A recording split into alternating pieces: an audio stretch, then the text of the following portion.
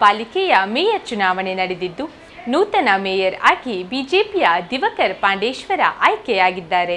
Mayor ಸ್ಥಾನಕ್ಕೆ ಬಿಜೆಪಿಯಿಂದ cantonment ವಾರ್ಡಿನ ದಿವಾಕರ್ ಪಾಂಡೇಶ್ವರ ಸ್ಪರ್ಧಿಸಿದ್ದಾರೆ. ಕಾಂಗ್ರೆಸ್ನಿಂದ ಕೇಶವ ಅವರು ಸ್ಪರ್ಧೆ ಮಾಡಿದ್ದರು. ಕೈ ಎತ್ತುವ ಮೂಲಕ ಮತ ಚಲಾವಣೆಗೆ ಅವಕಾಶ ನೀಡಲಾಯಿತು.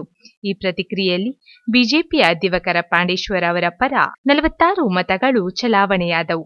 ಕಾಂಗ್ರೆಸ್ನ ಕೇಶವ ಪರ 15 ಮತಗಳು ಚಲಾವಣೆಯಾದವು. ಈ ಮೂಲಕ ದಿವಾಕರ್ ಪಾಂಡೇಶ್ವರ ಮಂಗಳೂರು ಮೇಯರ್ ಆಯ್ಕೆಯಾದರು. ಉಪಮೇಯರ್ ಸ್ಥಾನಕ್ಕೆ ಕಾಂಗ್ರೆಸ್ನಿಂದ ಜಿನತ್ ಶಂಶುದ್ದೀನ್ ಹಾಗೂ ಬಿಜೆಪಿಯಿಂದ ಜಾನಕಿಯಾನೆ ವೇದವತಿ ಸ್ಪರ್ಧಿಸಿದ್ದರು. ಜಿನತ್ ಪರವಾಗಿ 17 ಮತಗಳು ಹಾಗೂ ಜಾನಕಿಯಾನೆ ವೇದವತಿ ಪರವಾಗಿ 46 ಮತಗಳು. ನೂತನ ಉಪಮೇಯರ್ ಆಗಿ ಜಾನಕಿಯಾನೆ ವೇದವತಿ ಆಯ್ಕೆಯಾದರು. ಶಾಸಕರಾದ ವೇದವ್ಯಾಸ್ ಕಾಮತ್, ಡಾಕ್ಟರ್ ಬರಿಶೆಟ್ಟಿ, ವಿಧಾನ ಪರಿಷತ್ ಸದಸ್ಯ ಐವನ್ ಡಿಸೋಜ ಉಪಸ್ಥಿತರಿದ್ದು ತಮ್ಮ ಪಕ್ಷದ ಅಭ್ಯರ್ಥಿಗಳ ಪರವಾಗಿ ಮತ ಚಲಾಯಿಸಿದರು. ಮಾಧ್ಯಮದೊಂದಿಗೆ ಮಾತನಾಡಿದ ನೂತನ ಮೇಯರ್ ಮತ್ತು ಉಪಮೇಯರ್, ನೀರಿನ ಶುಲ್ಕ ಜಾಸ್ತಿಯಾಗಿದ್ದು ಇದನ್ನು ಕಡಿಮೆ ಮಾಡಲಾಗುವುದು ಎಂದು ಮತ್ತು ತ್ಯಾಜ್ಯ ವಿಲೇವಾರಿಯಲ್ಲಿ ಕೂಡ ಶುಲ್ಕ ಕಡಿತಗೊಳಿಸಲಾಗುವುದು ಎಂದು ಹಾಗೂ ಮಂಗಳೂರು ಅಭಿವೃದ್ಧಿಯ ಕೆಲಸದಲ್ಲಿ ಯಾವುದೇ ಹಸ್ತಕ್ಷೇಪ ಮಾಡದೆ ಕೆಲಸ ಮಾಡುವುದಾಗಿ ಹೇಳಿದರು. ನಮ್ಮ ಮಂಗಳೂರು ಮಹಾನಗರ ಪಾಲಿಕೆಯ ಜನಸಾಮಾನ್ಯರಿಗೆ ಒಂದು ದೊಡ್ಡ ಹೊರೆಯಾಗಿದೆ. ನೀರಿನ ದರದ ವಿಷಯದಲ್ಲಿ ನೀವೇನು ಇದರ ಬಗ್ಗೆ ಗಾಬರಿಗೊಳ್ಳಬೇಡಿ.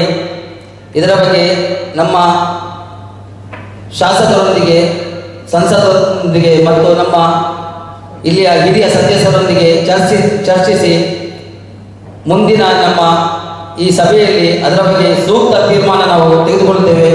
ಅದೇ ರೀತಿ ನಮ್ಮ ಈಗ ಟ್ರೇಡ್ ಲೈಸೆನ್ಸ್ನಲ್ಲಿ ಗಾರ್ಬೇಜ್ ಶುಲ್ಕ ಹೆಚ್ಚಿಗೆ ಉಂಟು ಅಂತ ತುಂಬ ಜನ ಇದರಲ್ಲಿ ದೂರು ಬಂದಿದೆ. ಅದು ಕೂಡ ನಾವು ಮುಂದಿನ ಸಭೆಯಲ್ಲಿ ತೀರ್ಮಾನಿಸಿ ಅದಕ್ಕೆ ಸೂಕ್ತ ಕ್ರಮ ಕೈಗೊಳ್ಳುತ್ತೇವೆ.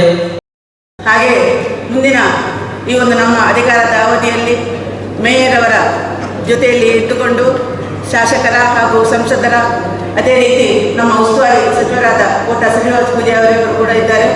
ಅವರೆಲ್ಲರೊಟ್ಟಿಗೆ ಸೇರಿಕೊಂಡು ಎಲ್ಲ ಸದಸ್ಯರ ಜೊತೆಯಲ್ಲೇ ಇದ್ದುಕೊಂಡು ನಾವು ಪ್ರಾಮಾಣಿಕವಾಗಿ ಮುಂದಿನ ಕೆಲಸಗಳನ್ನು ಅಭಿವೃದ್ಧಿ ಕೆಲಸಗಳನ್ನು ಮಾಡ್ತೇನೆ ಅಂತ ಹೇಳ್ತಾ